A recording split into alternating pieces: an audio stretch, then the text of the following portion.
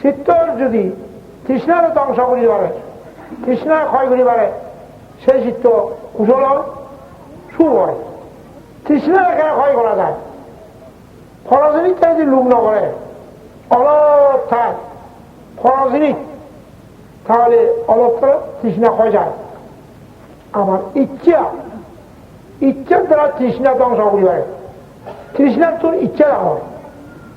ইচ্ছা দুই প্রকার, ফাঁপের ইচ্ছা, উপভোগের ইচ্ছা, শিবা হচ্ছে তৃষ্ণা, শিবা হচ্ছে ফাঁপ।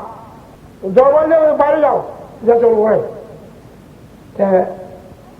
ফাঁপের ইচ্ছা, উপভোগের ইচ্ছা, এগুলো হচ্ছে তৃষ্ণা, শিবাতে ফাঁপ করিব। আর শুধুই নির্বাণ করিবার ইচ্ছা, শিবার তৃষ্ণা ধ্বংস হয়, তৃষ্ণা হয়ে যায়। ইচ্ছা করলে তৃষ্ণা ক্ষয় করি পারে, ধ্বংস করি পারে।